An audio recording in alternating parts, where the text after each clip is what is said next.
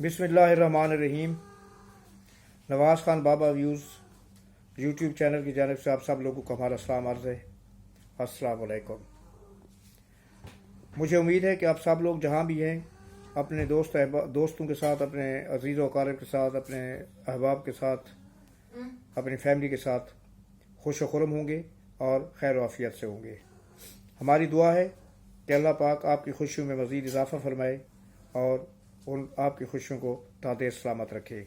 आमीन। वीडियो में आगे बढ़ने से पहले हस्ब मामूल आपसे रिक्वेस्ट है कि आप हमारे चैनल को सब्सक्राइब करें और सब्सक्राइब करने के साथ बेल आइकन के बटन को प्रेस करना ना भूलें। अगर आप कोई कमेंट्स देना चाहें तो वो आप दें और हमारी कोशिश होगी कि आपके कमेंट्स का जवाब फर्दर सबको दिया जाए। शेयर करें और हमारे वीडियो को लाइक भी करें, शुक्रिया। मेरा आज का वीडियो एक बहुत ही अनयूजुअल किस्म का मौजू है और ये मौजू मैंने क्यों चुना है कि ये जो कल एक हादसा हुआ है टाइटन सबमरीन का, और उससे पहले एक शिप कश्ती जो है ना वो यूनान के समंदर में डूबी है। इन दो हादसात को देखकर और ख़ास तौर पर जो सबमरीन का हादसा है उसे देखकर मुझे टाइटैनिक शिप, जिसकी वजह से ये सबमरीन डूबी है, आबदोज़ डूबी है, वो याद आ गया और मैंने कुछ उसके ऊपर रिसर्च की और मैंने मुनासिब समझा कि आप लोगों की याददाश्त को दोबारा रिफ़्रेश करना चाहिए और आपको टाइटैनिक के बारे में कुछ इन्फॉर्मेशन देनी चाहिए। क्या इत्तफाक है और इत्तफाक से ज़्यादा खुदा की कुदरत कि जिस टाइटैनिक जहाज़ को 111 साल पहले उसके तख्लीक करने वाले ने यह कहकर समंदर में उतारा था कि ये इतना महफूज बहरी जहाज़ है कि जिसे खुदा भी चाहे तो तबाह नहीं कर सकता, नाउज़ बिल्लाह। और अल्लाह ताला ने उससे पहले ही सफ़र पर तबाह कर दिया और उसमें 1500 के करीब मुसाफिर हलाक हुए। और आज उसी टाइटैनिक ने 111 साल के बाद 5 और जिंदगियां निगल ली। आज आपको उसी टाइटैनिक के बारे में कुछ तफसीलात बताकर आप लोगों की याददाश्त को कुरे दूंगा। टाइटैनिक की कहानी कुछ यूँ है कि ये जहाज़ 31 मई 1911 को लॉन्च हुआ और 10 अप्रैल 1912 को अपने पहले सफ़र पर साउथहैम्पटन इंग्लैंड से न्यूयॉर्क सिटी के लिए रवाना हुआ, मगर उसके मालिक का बड़ा बोल इस जहाज़ को खा गया। उसका बड़ा बोल वही था जो मैंने शुरू में कहा है कि इस जहाज़ को तो खुदा भी चाहे तो तबाह नहीं कर सकता,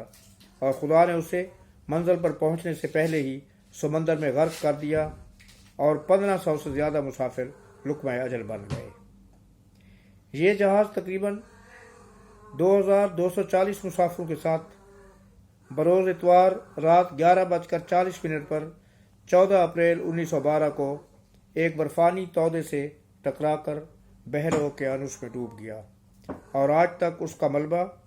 न्यू फाउंडलैंड कनाडा से तकरीबन 400 नॉटिकल माइल के फासले पर और समंदर में 4 मील की गहराई पर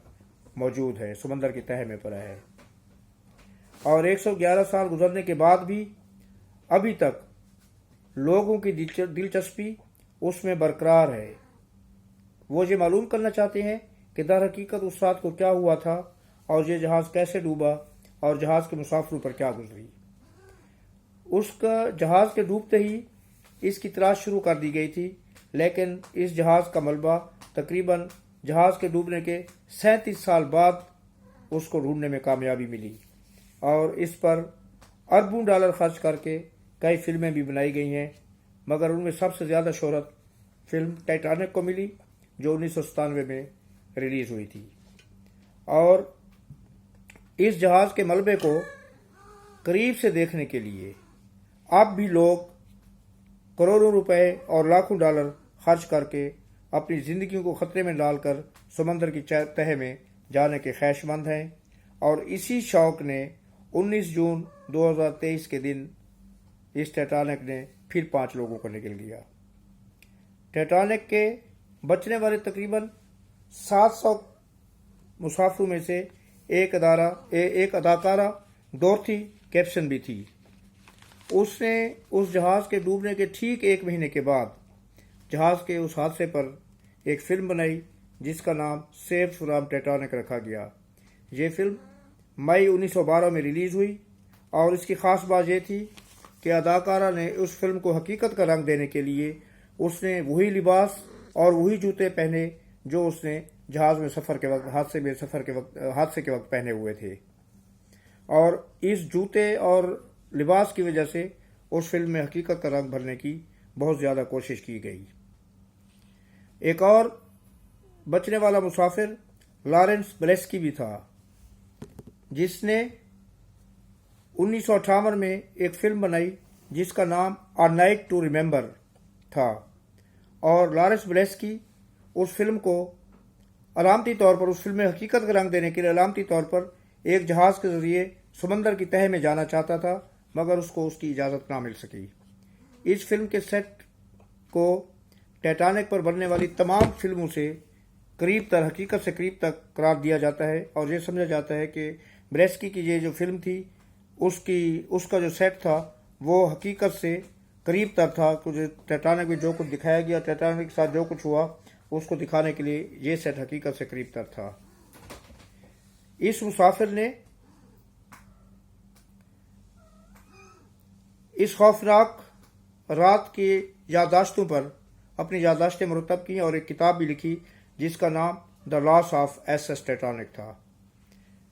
جہاز کے جو موسیقار تھے، جہاز میں موسیقی وغیرہ ہوتی ہے، اس کے جو موسیقار تھے، جو بینڈ تھا،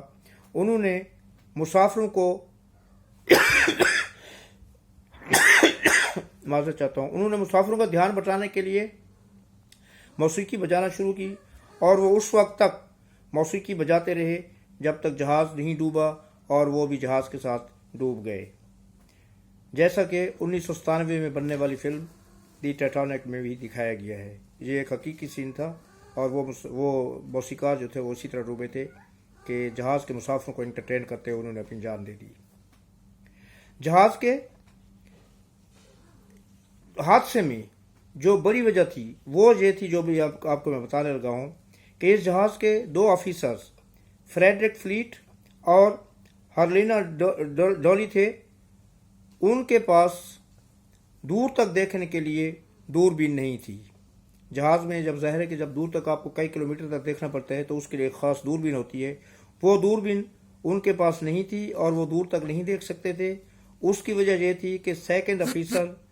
جسے آخری لمحات پر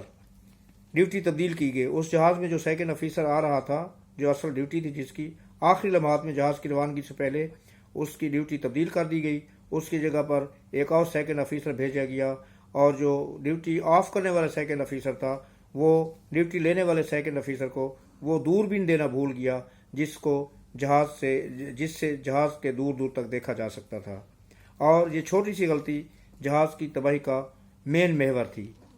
یہ چھوٹی سی غلطی کی وجہ سے وہ لوگ جو ڈیک پر ہوتے ہیں اور جو جہاز کے